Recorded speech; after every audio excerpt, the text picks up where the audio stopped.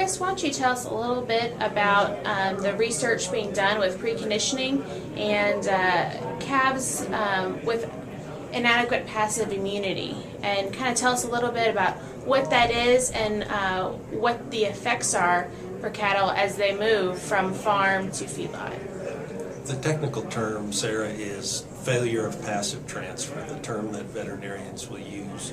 And it's the failure of that calf to absorb the passive immunity that's normally present in colostrum immediately after birth. And the things that we all need to understand is that as time passes from the moment that calf is born through its first 24 hours of life, the ability of that calf to absorb those very large proteins from the colostrum declines rapidly. If that calf hasn't gotten up and suckled within 6 hours, within 12 hours, within 18 hours, the ability to absorb any good immunity that's in that colostrum declines virtually to zero by 18 to 24 hours. What kind of effects does that have on the calf as it is growing, but also later as it is in the feedlot? What we've learned since the mid-90s, a really great study done up in Nebraska, told us those calves that don't receive the benefit of that colostrum due to being weak at birth or perhaps poor nutrition of their mother prior to her calving, maybe dystocia, a calving difficulty problem where the calf was born weak and just unable to suckle for a period of time. If that calf doesn't get enough quantity as well as enough quality colostrum, he's much more likely to be sick in the first 28 days of life, more likely to die prior to weaning due to some complication of most likely respiratory disease. But then the thing that I think surprised everyone was that those calves that didn't get enough colostrum immediately after birth were about 3 times more likely to get sick in the feed yard, which is 7, 8, 9 months later. And that, I think, really surprised everyone. And the way I put it is that early colostrum and that getting that to the calf as fast as possible after birth is literally the gift that keeps on giving. The calf is going to have a better opportunity and a better ability to fight off disease virtually his entire life. How does that play into the preconditioning programs that many producers already use? Is that a means to better animals, better meat quality? How does that kind of play together? Well, we haven't actually done that study, but in my opinion, if we have healthier animals all through that pre-weaning period, those animals are most likely going to be better able to respond to our preconditioning vaccination program. They're going to be better able to manage the stress of weaning itself if we do plan on preconditioning.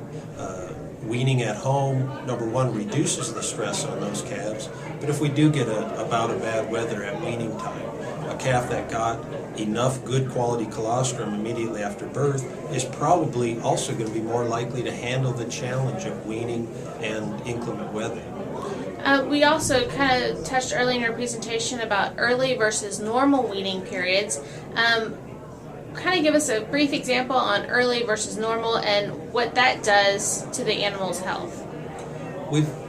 As an industry nationwide, we've looked at different methods and reasons for early weaning.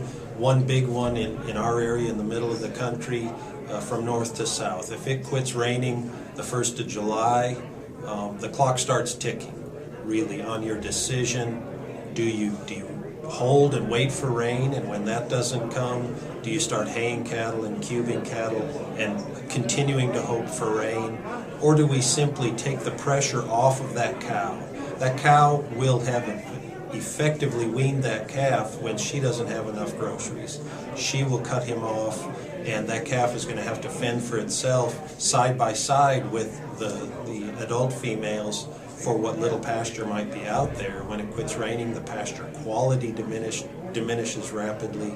And so we've learned that gains of cattle during a drought, of calves, during a drought are not are virtually non-existent when they're out there just fending for pasture, limited pasture.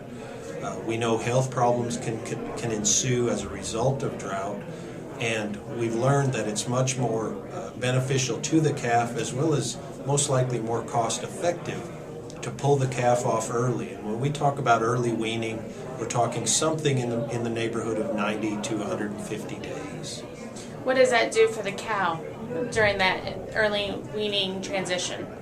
If she hasn't already kicked that calf off, we can drastically preserve body condition on that cow, as opposed to allowing that calf to continue to suckle on what little groceries she's got available.